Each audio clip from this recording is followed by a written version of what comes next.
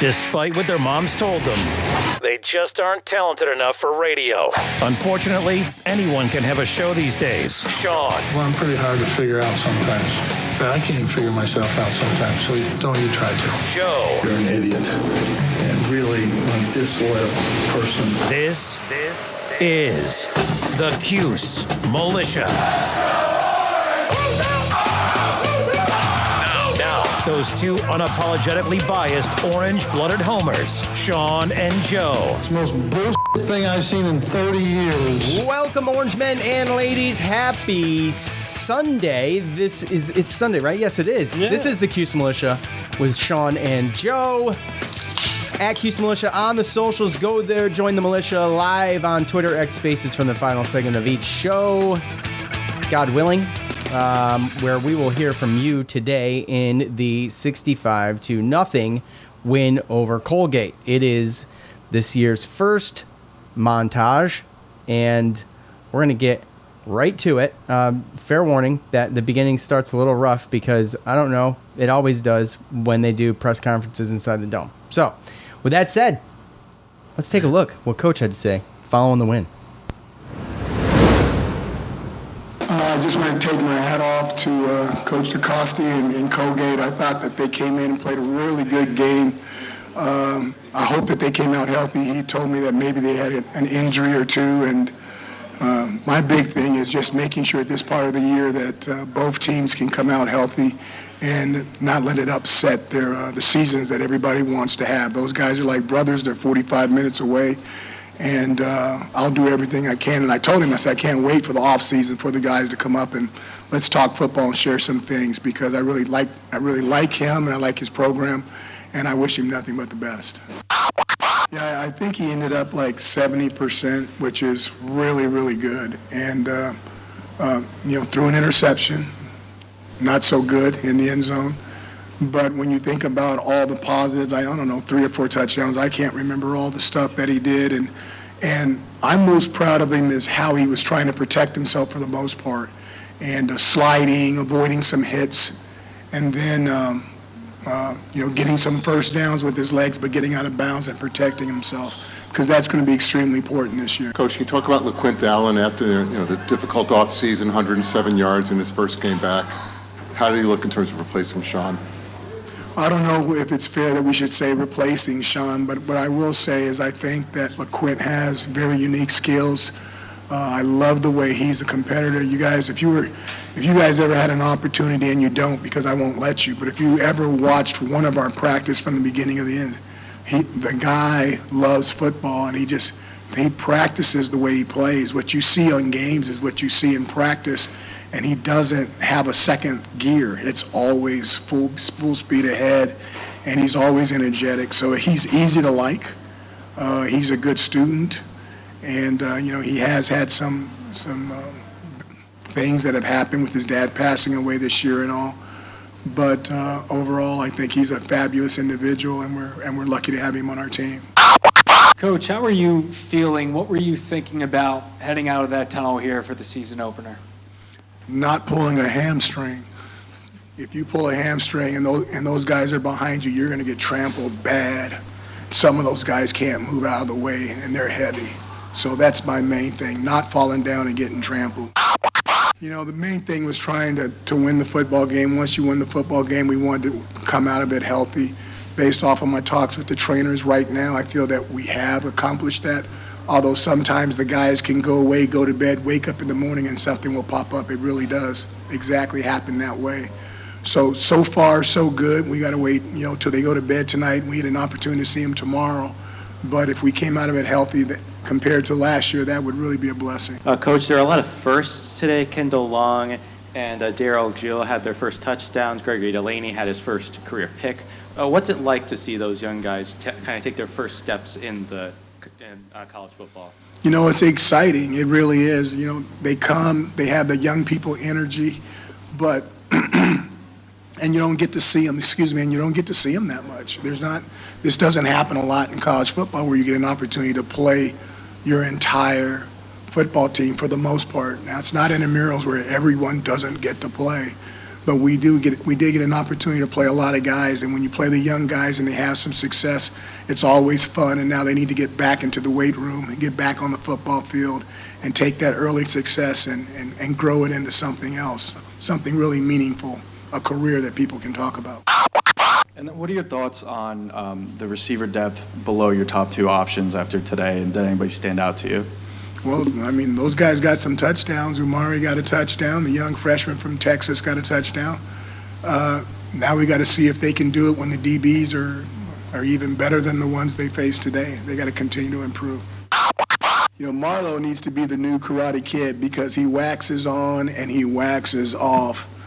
And I love Marlowe. I think he's going to do a fantastic job. And I think we're going to be really excited. I think he's going to fall in line with Mikael Jones and Zaire Franklin. I really do. And, I'll tell this story. Sean Tucker's going to get mad, but when Marlowe came in as a freshman, he was a tailback. And Marlowe and Sean Tucker had practiced an entire week. And, I mean, I'm not the smartest guy in the world. I'm not going to sit here and say that, although I can't pass the exam, Emily. But, after 7 days, I really didn't know who was better.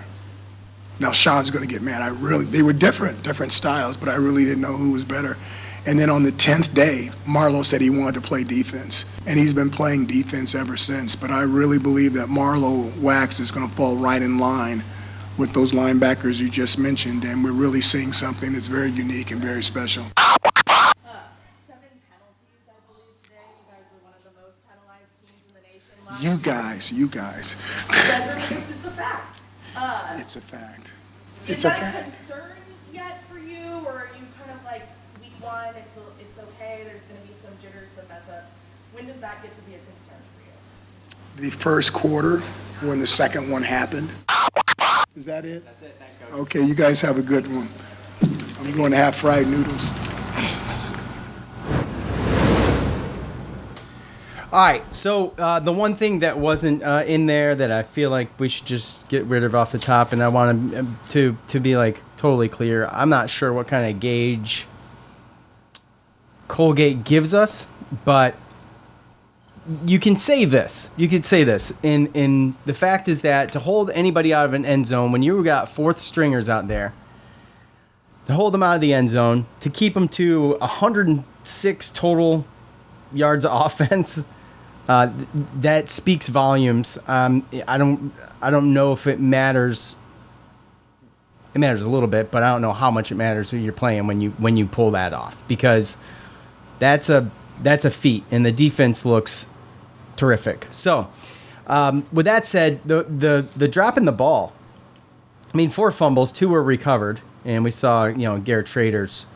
He got his own back, but a couple sloppy plays as far as that goes, but he wasn't asked about it, so I figured I'd add it in there.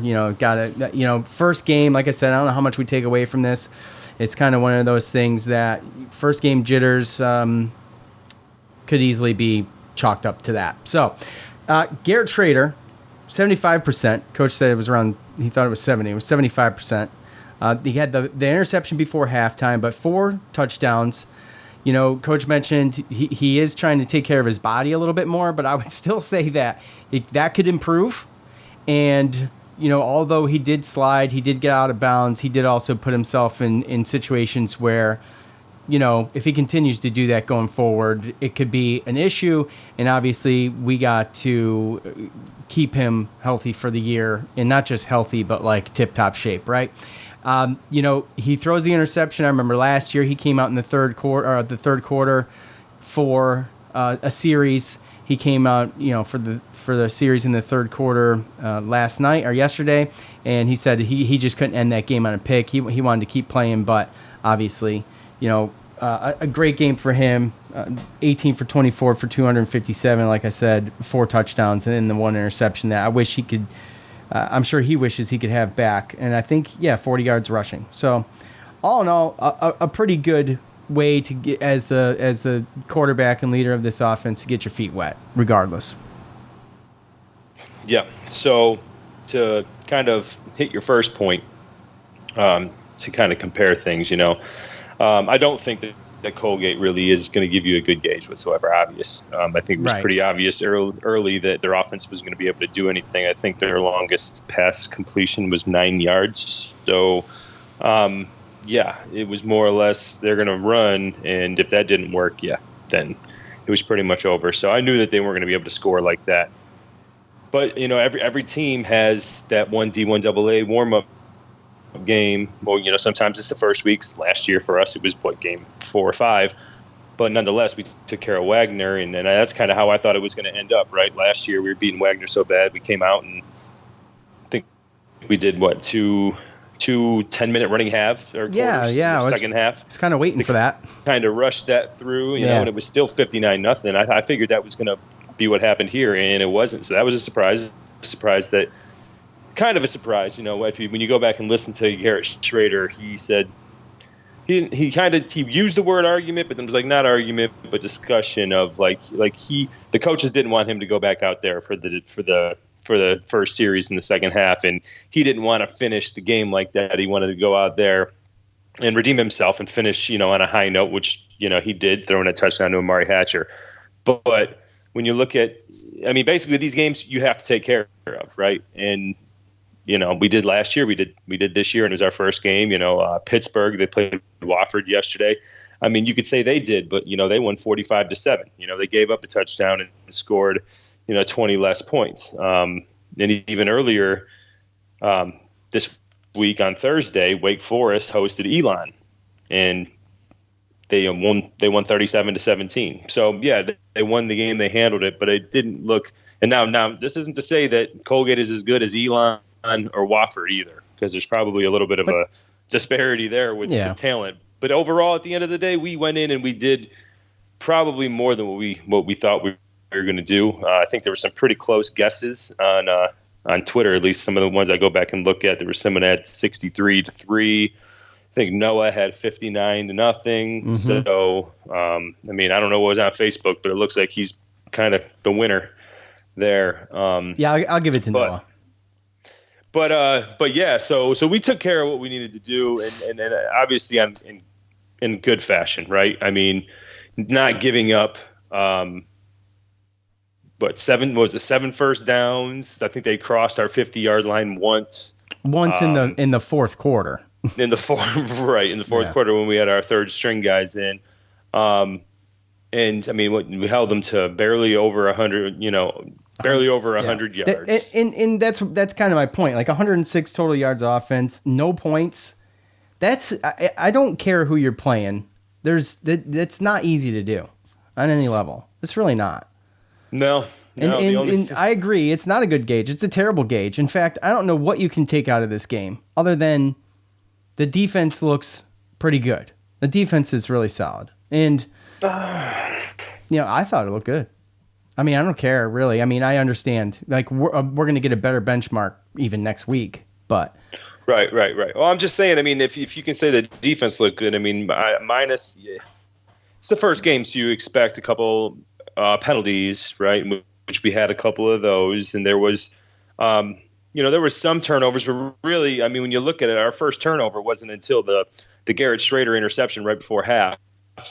And... then the other ones were 2 fumbles from, freshmen that running backs, aren't going to pull. One was Braden Davis, right, the quarterback, which he's not going to probably most likely. If he plays a lot this year, then we have got issues, right? So, and that's not to say that he's a bad player or he's going to be a bad player. That's just he's third. He's on third on the depth chart. But seeing those receivers, obviously Isaiah Jones sorely missed. Obviously he could have made some plays and helped the team last year. That's obvious. Amari Hatcher is finally showing something in games that he's shown in the last 2 spring practices. They all did well, and then when the younger guys got a chance, they did well too. I was highly impressed with Kendall Long's play. Daryl Gill, the junior.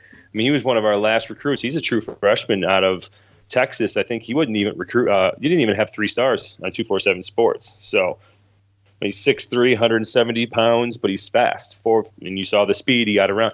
even Ike Daniels later on in the game. I mean, he looked like a solid running back. He was hitting the holes, and I mean, Carlos Del Rio Wilson. Yeah, I mean 10 of 13 for 3 touchdowns. I mean, yeah, he was probably playing against their second string, but when you look at it, I mean, that's probably the best that I've seen him play. So, I mean, overall, I think there's a lot of positives, and I don't think that we should just say, well, Colgate's trash, because realistically, we don't know. Like, we don't know how Colgate's going to be. You know what I mean? What if they go on? What if they go on to win the Patriot League? No, it's not going to happen. I'm just saying we don't. I mean, we don't know. You're right, but we can say there's no scale, but we also don't know the scale of everybody else. Oh, it's like flattening the curve when you don't know where the curve is. Like, how do you flatten a curve if you don't know where the curve is? You know what I mean? Right. So like, we don't know if every other ACC team would have done this to Colgate. You know, and we don't know if we would have done this to every Patriot League team. Then maybe Colgate's close. I mean, I don't know the different intent, the different. And talent. So again, I know, but you have to assume, gauge, and it's hard to really get a gauge until you get through a couple weeks anyway, right? Yeah, I mean, it's just you have to assume it now, which is what we're doing. LeQuint, I mean, well, it's all assumptions right now. It's the first game of the season, which is why it's not worth it's worth mentioning, but we don't need to like have a deep discussion about it. Yeah. LeQuint, he came out first touchdown of the year. Fitting for that guy, and first touchdown for the year for the team. I'm saying, but he was solid. And you mentioned Ike Daniels, and with that said, his 63 yards on 11 carries, really solid. And I expected a little bit more from Juwan Price, I guess. I mean, he only carried the ball 6 times, but whatever. I don't know how much you take away from that either, but it was good to see. Really not a lot. Yeah, it was good to see LeQuint out there, and he hit the turf hard one time, and he ended up getting some tape taken off or something like that. I guess his forearm was numb, so that's never good. We had Elijah Clark get helped off the field on the second play of the game. That wasn't great. You and I talked at halftime, and we both kind of noticed Gadsden was kind of moving funny when he was walking. He looked okay with the with running routes and whatnot, but I mean he had a quiet day, a solid quiet day for him. 657 for one. Yeah. Yeah, and at the end of the day, it win and get out healthy. It seemingly looks like that's what was done. Some close calls. But it looks like that's a good start to the season as far as that goes. And, I mean, you can't ask for much else. I thought the game really, really, really freaking dragged on. And I was really like kind of questioning the whole not having a running clock at least or something. Because... I get it, but it feels like it drags on when you're winning like that, right? It was 3.5 hours. It was just about 3.5 hours the game was. Yeah. Well, they had a couple replays and a bunch of injury timeouts and stuff like that. And which, again, what do you think about the interception they called for Delane? The what? So the interception that they said that Greg Delane had gotten into. Yeah, I mean, it's good for him. It's going to go down the stat sheet, but it looked like it hit the ground to me. That was, I mean, don't get me wrong. I mean, and that was the guy that made that great interception, that tape that video I sent you on Twitter. Yeah, in camp. Yeah. And I mean, that was a great interception, attempt. And then you got, I don't know what the other quarterback was doing with a jump pass, but, you got, you got some hungry guys in the secondary. Jeremiah Wilson, his pick 6 was pretty nice. You got some hungry secondary out there. So strong spot. Oh yeah, dude. Yeah, it's definitely a strong spot. I think we got hungry a lot of guys all over the place. I mean, even Terry Lockett. I mean, saw him in there. I saw Ingram. I mean, I saw a lot of those guys. And the thing is that we got toward the end of the game and those guys are still in there because, again, we talked about the depth. And the one thing that I did want to bring up, though, especially about LeQuint, again, 6.7 average. Yeah. Which is pretty solid. Pretty awesome. And one thing we didn't hit up, and I forgot to bring up in the last episode, and it could have changed maybe some buy-seller hold, but I think, we talk about how, because you notice Babers, he said, he went through a lot with his father dying, but of course, again, we don't talk about Bruno, right? And No. So, we don't talk about the big old elephant in the room. Yeah, it was ever. It was a blip during the question, but I mean, they never said anything about it on the broadcast. I mean, nothing's been publicly said on any air. It's not gonna. It's not gonna, because they don't want it to come out. They don't, because something bad is behind that. There's something nefarious behind that. It's the skeletons in the closets too. That's the whole thing, right? It kind of blew up on Twitter.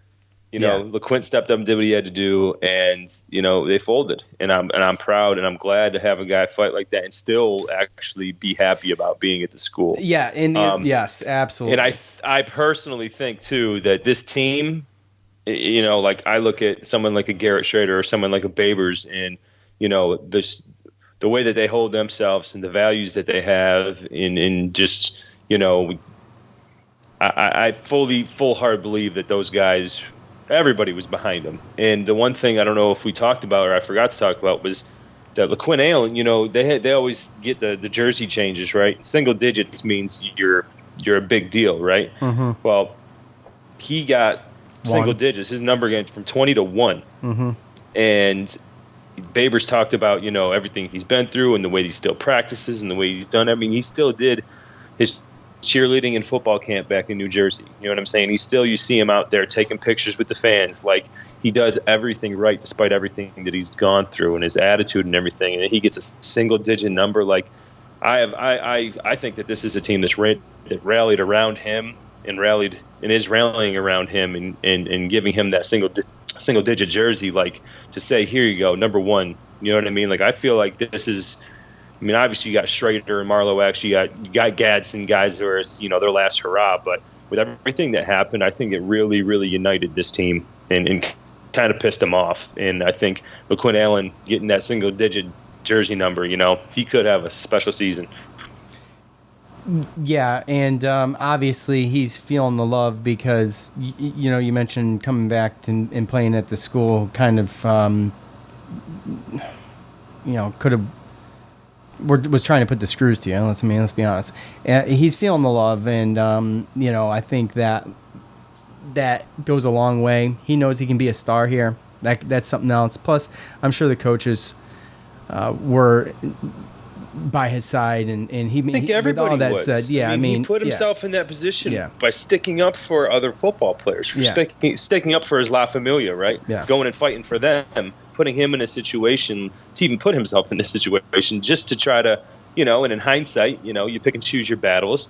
But at the end of the day, he was there for the family, and I know that the family was there for him. Otherwise, he wouldn't be at the school. Right. And then for them to give him the number one as a sophomore, like, nah, dude,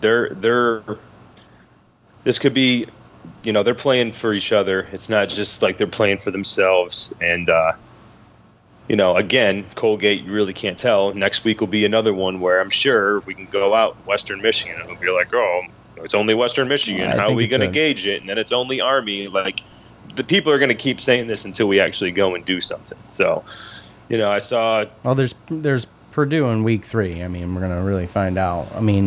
What's going on? Purdue just lost at home to Fresno State last night. It was what? It was by a field goal or something? Yeah. 57-52, some shit like that. Okay.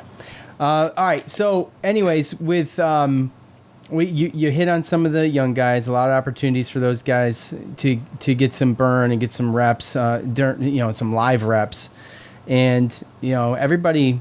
I think it's fun to see. Talk about the running clock and getting the game over with when it's that much of a massacre. But it's good to get those kids out there and get them some solid time and in real live play. So the receiver depth, we talk about Amari Hatcher. He just came on all of a sudden towards, I guess it was mostly in the second half, wasn't it? But right at the end of the first half, second half, something like that. But he was out there, man, throwing blocks too. So that doesn't go unnoticed either. There's something else that doesn't hit the stat sheet. And he was awesome on the edge. And also, Isaiah Jones, like you mentioned, man. Like the receiver depth, and when you have, and this isn't a knock either on Arande, but 57 yards and a touchdown, and you have guys around you that can step up like that because they're going to have to. Because when we get into conference play, and they're doubling up on Gadsden, then you've got you have multiple options, and what do they do then? What does the defense do then? So. It's promising, and I was pleasantly surprised by some of that, and it was I don't know if I was surprised, but I was happy about it. Yeah, well, I mean, it's not every day that we're gonna throw for 7 touchdowns and 406 total yards, different, and then have 6 different receivers score touchdowns in the game. Right. Yeah. So I mean, to me personally, that's the way you got to set it up. And I'm glad that this wasn't just a situation where they said, we got the lead, let's just go in there and just be vanilla. Like, they took it as a practice because they want to show that there's options. That's the one thing that they should be doing. Were you surprised you didn't see LeQuint come out of the backfield for any I was receiving? surprised that he didn't catch a ball. But again, I felt like everything was done for a reason, you know what I mean? And even when Carlos Del Rio Wilson came in, like, it was like, okay, like, same thing, like, let's just keep it up. I don't think the play calling changed that much. They still had some of the same receivers. I think Isaiah Jones and Aranda Gadsden were the only, I think Damian Alford, those top 3, I think, came out, but everyone else was still playing. And I think that, that's what we have to show. That's what we have to show other teams. If we come out against Colgate and we just, Arande. That's why in the beginning I'm like, why are they forcing it? Why are they, I know they want to go out there. I know Arande wants to get his catches and get that touchdown. But before you start playing the big boys, you got to show them that you have the options, right? You got to use this as practice to get those receivers ready for the big time teams, and instead of just using Aranda Gadsden and everybody that you have, right? So hopefully we can continue this with all the different receivers and through Western Michigan and through Army. And if we can do that, then we'll start through Western Michigan, right? Then it's Purdue, right? But, if we can do that, then by the time we get to ACC play, people will know that Aranda is not, the only guy. And who knows? If Aranda just has pedestrian games all the way to the ACC, like he did yesterday, he's still good, but maybe he can sneak up on some other teams. Maybe some teams will forget about him. Well, I don't know. We'll see. It'd be hard to forget about. It's tough, right? But it's always about what's going on right now. Well, here's the other speculation. We talked at the top of this about, he was walking funny. Is it something to do with that? He was out there. He never came out or anything, but you can't say you didn't notice it. Kind of limping like that from the beginning, after the first catch that he had. So is it a situation that did he carry whatever he was dealing with or ailment into that game and he was playing through it, or who knows? But I was right there with you with that. But the one thing that I do know is that if LaQuinn Allen is getting 100 yards a game and averaging almost 7 yards a carry, then opposing defenses are absolutely going to have to worry about the run. That's for sure. And maybe part of the reason why LaQuinn Allen not coming out of the backfield is because maybe yesterday really was vanilla. I'm sure they're not trying to show all their, all their cards and all their big plays against Colgate, right? So right. We kind of just took what they gave us, and everyone was successful. So yeah, minus some penalties and minus some turnovers, this is a perfect game, and they definitely could have scored more than the basketball team if they didn't have some of these issues. They could have, but they didn't. So I know there was some deep. There was a turnover deep in enemy territory there from who was it? Was it running back? Yeah, who was it? Ike Daniels. Ike Daniels, yeah. Anyway, he had some nice runs. Yeah, I was thoroughly impressed with that. I was happy about it. It shows you a little bit of depth there, So, Marlo, this is a guy who's going to be leading on this defense, and it's just good to hear Coach talk about him the way he's talking about and compare him to Mike L. Jones and Zaire Franklin, and the story about him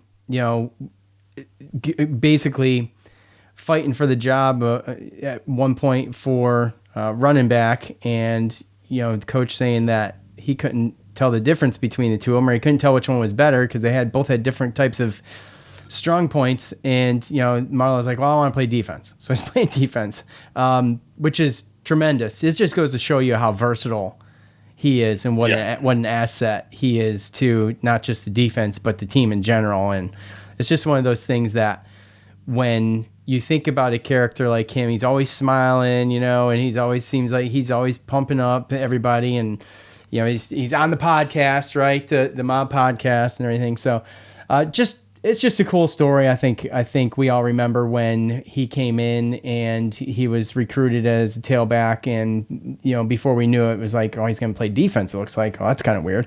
We had no idea. So just an amazing. I know the athlete. Coaches were fighting over him for sure. Yeah. The penalties, look, 7 penalties at the end of the day, I guess is really not that bad. And these are procedural penalties. I think there's 2 special teams penalties that gave Colgate first down deep in their own territory, and then Bleich, again making a couple mistakes on offense, but 4 of the penalties came in the first 7 minutes of the game. So to me, that's not that big of a deal. I know he was asked about it, and you're going to get asked about it, but I didn't think it was that bad, man. Look, the reason that there's a microscope on this is because Syracuse led the nation, or was tied for first or something like that in penalties last year. And so there's a microscope on it. And yes, like procedural penalties are the ones that are the easiest to clean up, and when they continue to happen, it's very frustrating. And you heard Coach, he didn't want to talk about it. So one thing I did notice though in watching the Syracuse Colgate game, and then I think it was North Carolina, South Carolina. And the suplex big win. Drop. Yeah, I know. The suplex tackle, if you want to even call it a tackle. Look, it was called in one game and not the other game. Okay? It was not called in the Syracuse game. It was called in the North Carolina, South Carolina game. You have to call that. When it is a very it's not only just dangerous, but it's a very conscious move, right? So when I think when referee or officials see that's an automatic, that should be an automatic 15-yard penalty. I don't know why they allow it in one game and they call it in another. They have to should be a blanket. You see it, you call it. Oh yeah. That's it. I think it was just the score. And who we were playing. But so what? I mean, it doesn't matter. I'm not. You're talking about. I know, but I'm just saying you've got this targeting rule where you can't go down with the crown of the helmet, right? That's the definition. It's the crown of the helmet. It's the big focal point of that definition of that, right? Well, is suplexing someone on their back like that not targeting? Because I mean, it sure seems to me so deliberate and unnecessary that I think it should just be called. It doesn't need to be called targeting, but it should be unnecessary roughness, because it is exactly unnecessary roughness. And it's very deliberate, and I think it's dangerous. You want to talk about protecting these kids at this level, you got to talk about what's it going to take for this to become a big no-no. Is someone going to have to freaking break the neck? Are they going to have to, get concussed, get knocked out? That's a dangerous move, man, with a helmet on even. It doesn't matter. That's just my thoughts. And I mean, I think that needs to get fixed. And I'm not one for adding rules to things. Okay, that's not how I like things. But that's a safety thing. What'd you say? I'm just joking. But I think it's so deliberate that it just needs to be ixnayed, and these players need to know they can't do that. You're seeing it more and more. That's the thing, right? You know what I mean? And so if you're impeding the progress, and you're gonna have a whistle, a stop a play on forward progress or whatever, that's totally unnecessary. What are your thoughts on that, real quick, before we hear from everybody else? I just feel like sometimes it's like you can tell sometimes that the guy's doing it because he's a lot less stronger than the other person, and sometimes the person is strong enough to kind of like, flail his way over to the side a little bit to where he doesn't get like slammed as hard as you can. And I don't know if sometimes they go off of that. I don't know, because I mean, yes, I get what you're saying, but at the same time, it seemed to me like our guy was still kind of strong enough to protect himself enough to not really get hurt there. I don't know. It's a tough call one way or another, but I do agree with you that the rule is a rule. I mean, we've talked about this before. I mean, just different refs call things differently, see things differently, and it's just something that we're going to have to live with because we have seen this. So we've all seen stuff that's more egregious that doesn't get called, and then it gets called, or it doesn't get called. So there was something else on the North Carolina South Carolina game that I missed. I was flipping back and forth between that and ODU at Tech, and I came back and someone was complaining about fixing something, and the league needs to address something, but I don't know what it was. And I wish I would have seen what that was. I don't know what it was, but anyway. All right. What do you think? Biggest win in the ACC this week? Oh, it's not even over yet, so can't really. What do you got? I mean, thus far to me, I mean, what do you think? Biggest win is number 21 North Carolina beating South Carolina, or is it Louisville beating Georgia Tech? I mean, I would have to say it's Louisville beating Georgia Tech, but I didn't expect South Carolina to win that game. Okay. I mean, we know what we have with North Carolina. I mean, they're going. Yeah, but there's a lot of people that were doubting their defense. Okay, and well, I mean, I don't know how. I didn't see the second half. I did watch the first half, and some of the third quarter. Spencer Rattler, the quarterback for South Carolina, threw for 353 yards. So I don't know how they only scored 17 points, but I mean, that's a big win. But I guess if you want to talk about first week conference win, I guess not knowing what was going to come from Louisville and Georgia Tech, and then I don't know. You said you missed the game, right? But yes, yeah, I did. Yeah. So the big backstory of this game was that Georgia Tech was beating Louisville 28-13 at halftime,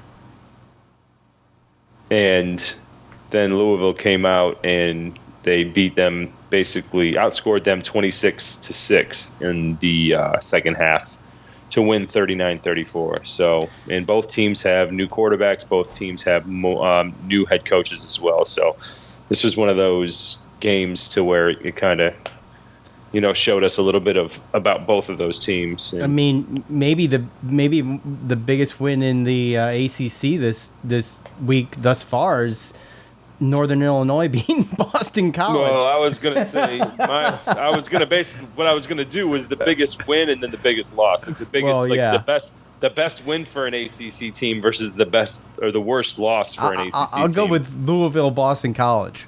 I mean, the Boston College sucks. I'm so happy to see Boston College suck still. It's so great. It's so great. Oh my gosh. That was definitely going to be my pick. So, but at the same time, we still have a Florida State LSU game that can definitely probably take the win of the week, I think. Well, if they get it. Yeah, well, we'll see. And tonight at 7:30 on ABC. 7:30. Yeah, 7:30. Also, the Southern 500s tonight. So anyway, I'll be flipping I got back a fantasy and forth. draft at 6 too. Okay. Well, if we don't get to fan feedback, we might still be here. All right. I doubt it. It's time to hear from you.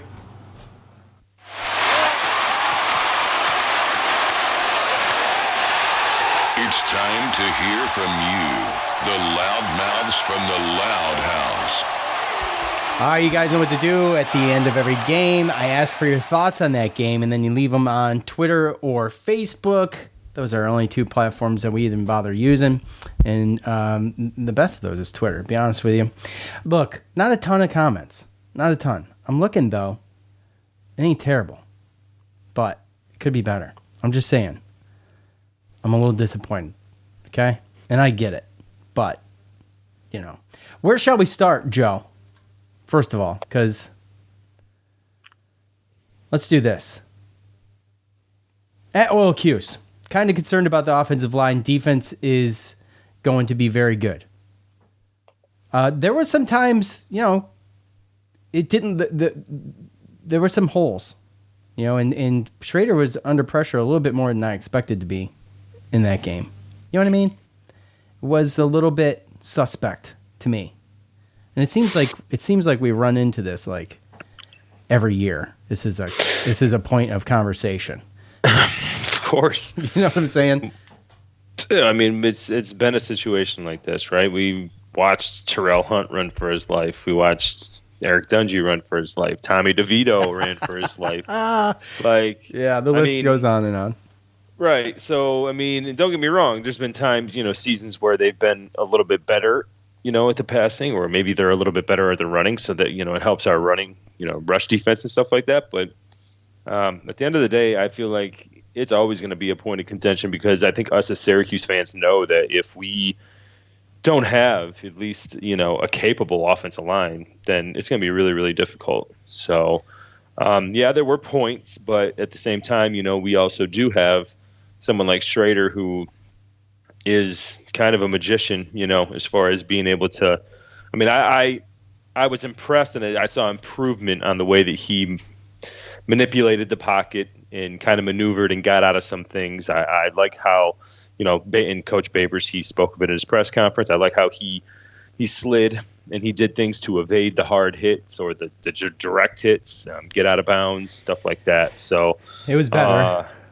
It was better, and you could honestly tell that it was a situation where he was obviously aware of it and doing it purposefully. Now at the same time, when it gets to a point where we're playing against the big boys, right, and we need that extra yard, do I 100% believe he's going to turn back into Garrett Schrader and dive for that first down and do those kind of things? Yeah, absolutely. And he did take some shots yesterday, but minus kind of a little self-fumble when he got away from that sack and the interception, I thought he played very well.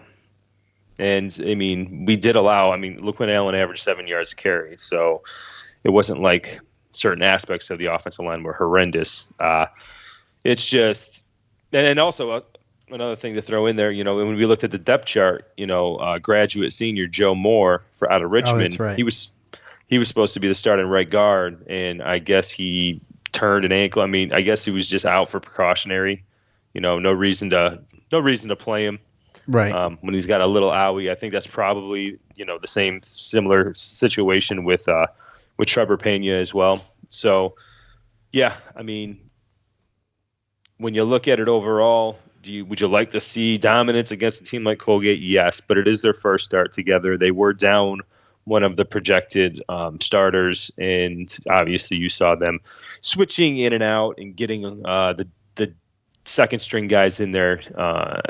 And like I said, when Carlos Del Rio Wilson was in there, you had Ike Daniels, who was still averaging 5 yards a carry, and he went 10 of 13 for 3 touchdowns. So could we have seen better? Yes, but same thing like you said with the turnovers. Like, could we have seen better? Yeah, but it's first game. Like, take it with a grain of salt and see what they do against a better team next week.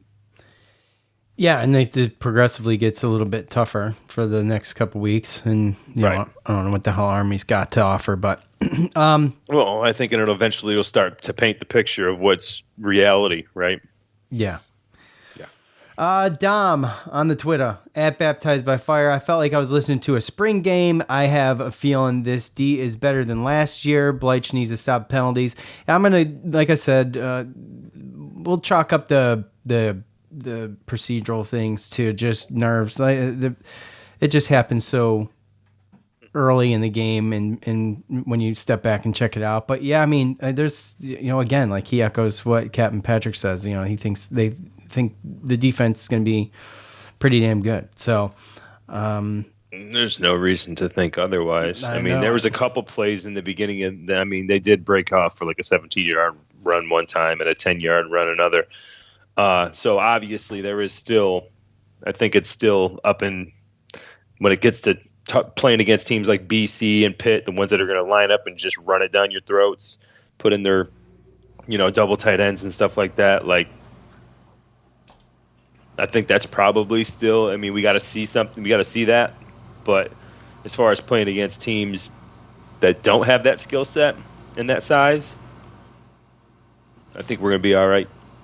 Yeah. Okay. Let's keep going. At Cuse Waterboy. Well, first of all, I'm at Matt Sherman 52 says 1-0. And that's all that matters, right? 1-0, get out of there healthy. Be done with that. At Cuse Waterboy, it's glorified scrimmage, but it felt awesome being back in the dome. You get a bunch of stuff on tape, break it down, and correct the mistakes for week 2 and improve. Best part is getting so many third and fourth string guys reps so they learn what D1 football is like and what to improve on. Look, that's, it's good. That's why I think it's better. And we had, what did we open up against? We opened up at Virginia last year, if I remember right. Right? No. Who was it? We were home against Louisville.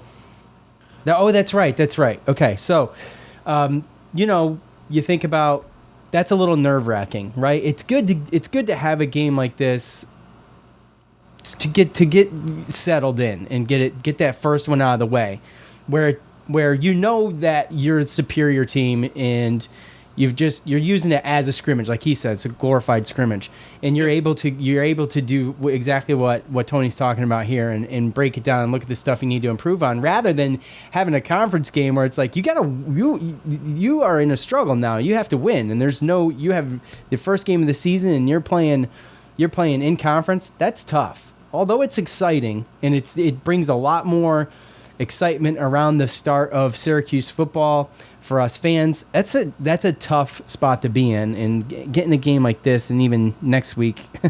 But after that, we're going full throttle. But to get these 2 games in, and I feel like at the end of the day, for the team, I think it's better. I think it's better for them to some extent. And you can play the other side of that and say, well, it's nice to have a Western Michigan in the middle of the year, right? Which is nice too. But yeah. Yeah. Well, last year, okay, it's great. And what's up with Louisville playing first games against ACC opponents? Because they did the same thing this year. But last year it was a great win against a Malik Cunningham-led Louisville team. But I think, when you play a team like that in the beginning, sometimes you can get that win because you can catch them early. I don't know if by the end of the year last year, Louisville was probably a better team than us, but they probably were a little bit more healthy as well. And, what came with that first week was Stephon Thompson being out for the year, right? Mm-hmm. And I believe there was somebody else. I don't know if it's Terry Lockett or not. I don't know exactly when he went down last year, but I know Stephon Thompson went out that game. So I'd much prefer a situation where you just get out of camp from scrimmaging each other, then you just go right to your D1 AA game, right? Mm-hmm. Get that out of the way. Like you said, glorified scrimmage, if you can do what you need to do. The last thing you want to do is not show up, and you got to have your starters playing deep into the third quarter, right? So right. we put ourselves in a position to use this as a glorified scrimmage, and I think that there's a lot of people that got a lot of confidence and a lot of extra reps and work and improvements, just being able to get into this game. And, next week, hopefully we can do it again. It might take a little bit longer, but it would be great to see that again. It would be, and I think, like I said, maybe it'd be, if I could move the schedule around, I would throw one of these games in the middle of the season, because I think it's just, you always need that break. And where's our bye? Where's our bye this year? Because we always get screwed on the bye. Is it in between? It is going to be. Is it after North Carolina, November 14th? No, because they play Carolina the 7th, and they play the 14th. So it's after Florida State. They get 12 days off. So what, is it in between Florida State and North Carolina? It's in between Florida State and Virginia Tech. Oh, Florida State's after North Carolina. Yeah. So, that's actually pretty good. That's a pretty good week for a bye, I think. It is, I think so, too, because you're going to come off 3 tough wins, and then, you're eventually going to have to go into Lane Stadium on a Thursday night, but at least you get your bye. Yeah, that's going to be a blast. And, they always do that in the beginning of the year, Virginia Tech's first game. I don't know if you watched any of that last night, but they played the Enter Sandman live for the ODU at Virginia Tech, and I'll tell you what, it's the only tradition in college football that I know of. I mean, correct me if I'm wrong. It's the only tradition in college football where the opposing team takes part in that tradition and actually gets involved with it, because how can you not? You have to. You absolutely have to. It's so amazing, and if you could, I think I had goosebumps and the hair standing on my arms for the whole time. It's just amazing, and it's, by the way, you know, when you talk about the only difference is I was there during the day, the nighttime is got to be just, well, lights out. It's got to be lights out. It's got to be awesome. Jimmy Hines. Could tell right away Colgate offense was not going to be able to do anything. Love the tackling and swarming from the D of the Orange. O-line will come together, hopefully. Yeah. So, again, a lot of the things that were noticed is going to be across the board, and that's just how it is. Jeff in CNY. Best of all scenarios, no one got hurt. Everyone got to play, and Dino can even bitch about a couple of things to improve on. Yeah, I mean, look. Coaches are always going to be able to find something. Yeah, and, you know, Dino's got his way about him. He does a press conference. You know, he's pretty unique in the press conference, the things he says. So, but all in all, he can't be too upset about much, just like we were talking. I mean, you can nitpick anything out of any game, but there's, you know, we'll see what happens next week. I would not like to waste a home game on some of these too once in a while. You know what I mean? Just to go somewhere, go and make it a little bit add some depth to the game. Go play to Colgate. I mean, maybe not Colgate, but you know, a Western Michigan, an Army. You know, that'd be interesting. I feel like it would add something for me. That's all I'm saying. Yeah, well, I mean, we did that the one year with Western Michigan. That's true. We did swap home games one year. It's true. All right, let's take a look over to. We only got a couple minutes left here before we gotta wrap this thing up. So let's head over to Facebook, and I'm just gonna look. I don't look at these beforehand, so let's go with Doug. Really couldn't tell anything about how the team will be. That Colgate team is horrible. They should start the schedule off with a good competitive team and end the season with these teams. Now, see, this is another perspective, right? So we were just talking about this. I like it at the beginning and get it over with. Get the nerves out. Get these procedural things fixed. You know, get the ball handling fixed. Get the new guys some reps, and you know, you get into the depth of the receivers and the running backs to get them acclimated to just everything. You know, the quarterback and all that stuff. So I like it in the beginning there. I feel like it's necessary, and with the way that we've been with our injuries the past couple of years, no doubt you would rather have these guys get some burn now than have to be thrown in the middle of the season or towards the end of the season, in my opinion, right? So, yeah, and I think it always goes kind of that way. It depends on where, you know, the weeks lie in and how it works out. So you see a lot of times near the end of the year there'll be some SEC teams that are like playing their D1 opponents and everything like that. But I always look at it like a W, like the D1 AA's, right? I always look at it like use that in the beginning to play against your hardest team, and that's just, you know, you go from there, right? Like, I don't know if you're a good team. I don't know if you'd want to play like as a D1 AA if you're going to want to play at the end of the season. At the end of the season, right before you go into the playoffs, right, or something like that. So, I mean, to me, that's kind of tough. I don't know if it would make a difference one way or another, but I just like it because you can get all the damn, you know, the wrinkles out, you know, like you said. I much prefer a schedule that's got it like this where, okay, we play our D1 AA opponent first game, right? And then second game we play our, you know, MAC opponent, okay? Like, and then, you know, we have Purdue and then Army. I mean, so at the end of the day, I like easing it in, like you said, getting a road game against the Big Five, playing against another decent squad, you know, getting that out the way, and then being ready to go into the year. You know, that's just my personal preference. So, I would love to know his reasoning why he thinks that's a better setup. Yeah, I agree. I just don't think by the end of the year, if you don't got it figured out, I mean, what's going to play Colgate? What's that going to do? It does nothing for anybody. Gives you a bye week to where you can sit some guys with some owies, Yeah. but like it's not helping. At the end of the day, it just, for me, makes more sense to be able to get these live reps early. Yeah, and maybe there's a perspective that I don't understand. I know. Well, yeah. I mean, like I said, I think throwing one in the middle of the year makes a lot of sense too.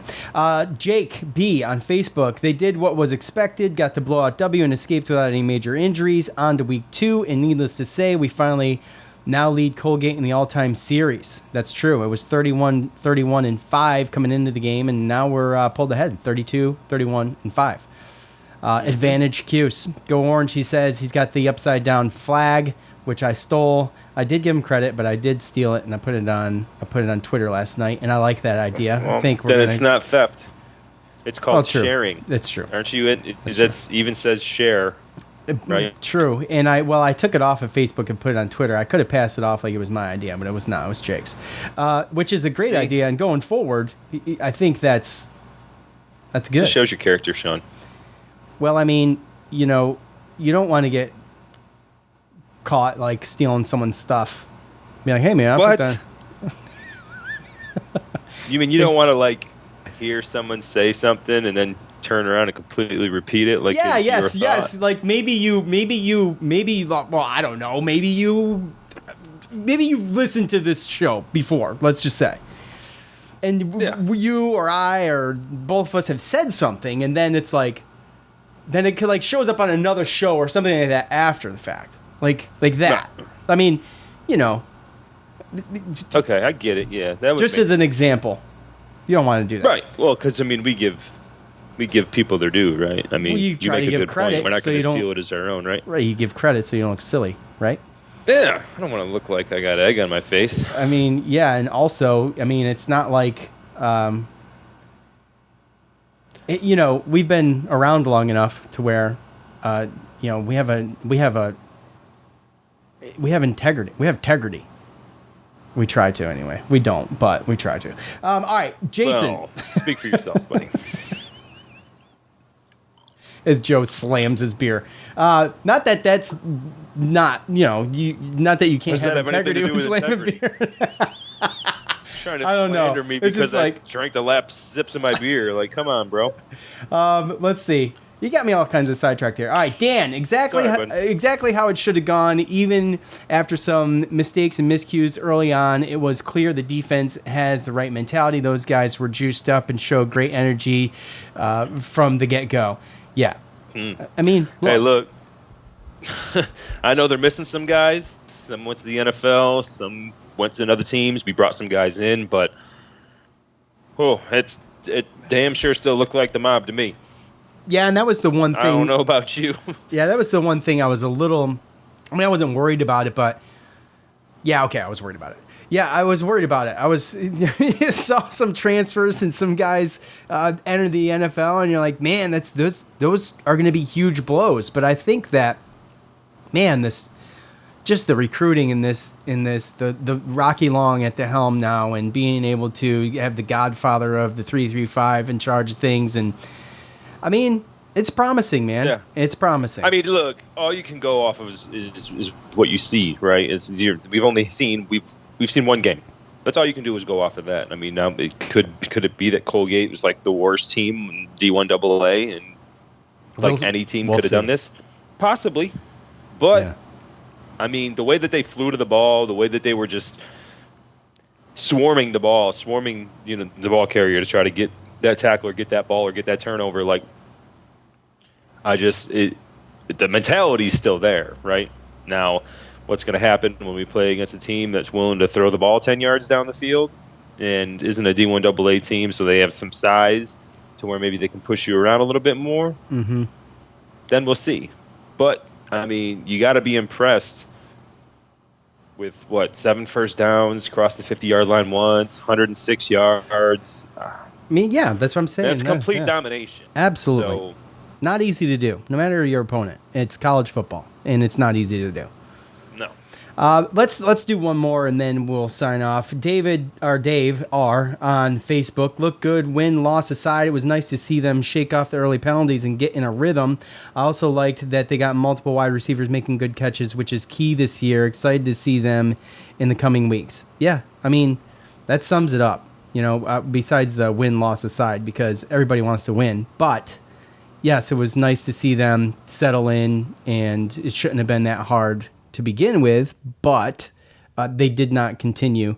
And when you lead, like I said earlier in the show, when you lead the league or the nation in penalties, you are going to be, you're going to be under a microscope.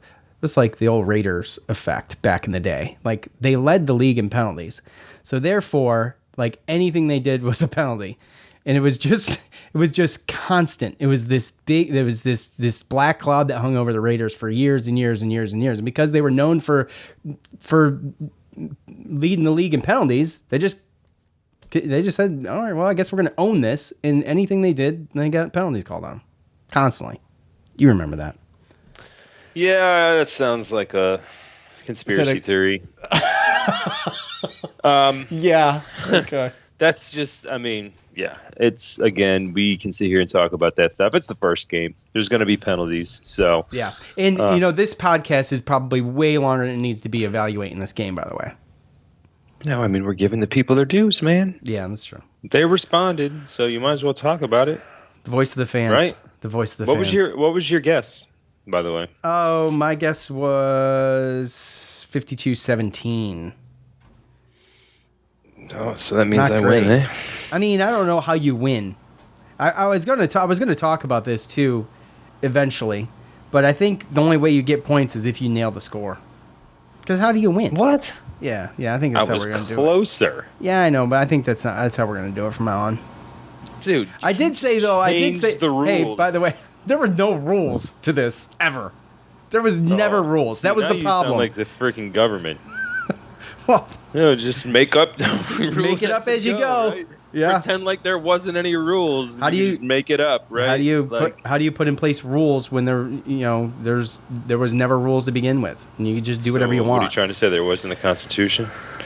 Well, touche. That's beyond what I'm talking about. There's rules, and we set these. Those are rules. Anti-rules. Those are negative rules for the government. Yeah, for rulers. We're talking about picking games here, and when I'm talking about picking games, we never came up with a good system. Years? Long enough to have figured out a system for it. There is no system. Right, we talked about it. You change it. You change it based upon the first game of the season and on what justifies me not winning and you not losing. Well, I think this is the third year in a row that you've actually changed the rules. So now, you can only win if you nail the score. That doesn't even make any sense. One of us is closer. I'm pretty sure it's pretty obvious who's closer here. How do you do this? How do you do it then? You tell me. You tell me. Okay, because if you add both, it doesn't take a rocket scientist. Okay. It doesn't take a rocket scientist. Now we're insulting my intelligence. All right. So if you go, okay, because one year we did it like this, where you just add the scores up, and then whoever's closest to the score added up wins. Right. Okay. Yeah, then I would win. You made that rule one year. Then I would win. You won, right? Yes, right. You would. Okay. And then we did, well, if you do, you had 70-10, and that's basically a difference of 15, right? You could do that. So it's how do you do this where it even makes sense? Because it's so dumb. It is just so dumb. We're still, how do you do it? Well, that's a challenge we're going to give Level Up Luke, since he's the smartest guy in the podcast. If he can give us some rules to go by, because I'll tell you what, it was 65-0, right? I guessed 70-10. Yeah. You guessed 52-17. Correct. So I don't see how now maybe I'm wrong, but in any logical type of situation, I feel like I'm closer. I think you are closer. Because my Colgate score was closer to what that it actually was, and my score for Syracuse is actually closer than what it was. I would agree. You're closer. Let's see what Luke has to say. Luke, unmute yourself and speak. Luke. All right. Hey, Oh, what's up, don't guys? get hit. Don't get hit. There's a slight, yeah. I'm in downtown Atlanta, Georgia, boys. Oh, okay. How are y'all Whoa. doing today? Good. How you doing? Oh, just living life, man. I'm at Nerd Mardi Gras down here, Dragon Con, and I was nice. watching the highlights from yesterday. We were just destroying it. As you can hear, a little bit of traffic in the background. What was the question? So we do pick every game, our predictions, right? So Yeah. I've changed the rules every year because they never make sense when I lose. So Right. now that's not totally true. Yeah, I'm because kidding. that doesn't make any sense that you would lose. That doesn't make any sense to me. Exactly. See, he knows what he's talking about. So no, if you're gonna do a prediction game, if you're gonna play a prediction game, and you're gonna crown a winner, and you're gonna smack a loser, what should those rules? How should those rules make sense? Because I've done it all kinds of ways. You know what? Go ahead. I like stats. I think if you take adjusted total points, add up the points for and against, and use that as the tiebreaker for if you win or lose. Or you could do the spread, whoever's closest to the predicted margin of victory. I think either of those would sound fair to me. Okay. All right. Well, I guess from there we'll have to figure it out. But Joe, you Yeah, see, I think the problem with that is that I think we do the pre-game show before the actual line comes out. No, he's saying that. I think what you're saying, Luke, is that you're just taking the spread of the actual game from the winner to the loser, and whoever's closest to that number wins. Yeah. Yep. Okay. Because we've thought about that one too, so it makes sense. We'll figure it out. Yeah, I'm going to give this one to you, spread. Joe. Just quit your belly aching. Golly, man. This is so unnecessary, by the way. I think it's very Luke, necessary. did you get a chance to watch a game? You said you got to see the highlights and stuff, or what? Yeah, I had the live alerts on my phone, and it was like every 2 or 3 minutes, like clockwork, my phone's just going off, another touchdown. It was amazing. I went back and watched the highlights. It looks like we dominated start to finish. I thought you guys were crazy on the pre-show, saying that we could possibly pitch a shutout, that we might have like a basketball-type score on offense. But, I mean, that game really, I'm shocked in the best possible way. So I said yes. So I said that Joe was like, this could be 70-0. And when it would look like it was going to be 72-0, I was just going to quit the show. That was going to be the last episode was going to be the Colgate preview, because there's no way I'd be able to come on here and listen to Joe's mouth. So I was actually hoping that they would not score up to 70, but still get the shutout. Because I said, I think it's more likely that they're going to pitch a shutout than scoring 70 points. Well, they both almost happened. So... Man, I was able to watch a little bit of the Alabama game, and even they couldn't pitch a shutout. It's very hard to do, especially garbage time, late in games. You let off the gas a little bit. You have second, third stringers in there. You know what? Like I said, I thought you were crazy, but I mean, it happened. I know, it's crazy. It is. I mean, in the last time they pitched a shutout against Colgate, actually, was 1959. They won the national championship. So, coincidence? I don't know. No, I'll give you my little secret is that I only said that because I knew how bad Colgate really was. I have my insight. No, I'm just joking. Shut the hell up, Joe. So full of shit. Luke, I appreciate you. Dom, take notes. Take notes from Luke. So, I'm just kidding, Dom. But all right, buddy, you go enjoy your Mardi Gras-ish party, and we appreciate you, buddy. Don't be a stranger. I will have a nerd cocktail for you boys. Thank you. Yes, appreciate it. Thank you. All right, buddy. Okay, I think that's going to do it for us. Joe and I are going to go ahead, and we are going to decide I don't give a shit how what you or anybody else thinks or writes. Okay, sorry. Damn, stop pissing Jim off. Damn, jeez, Jim, coming out of that button is coming out of retirement. Touchy, you know that. Yeah. Joe and I are going to sit here and argue for the next 15 minutes on what rules and how the hell this is going to go from here on out. And whatever we come up with is going to have to be gospel, because I'm not dealing with this conversation again. Joe bringing up the Constitution. We're picking games here, Joe. Don't be so dramatic. See you all next week. For Joe and Sean, we're out. Peace.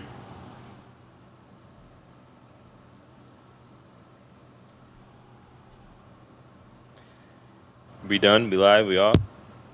We done.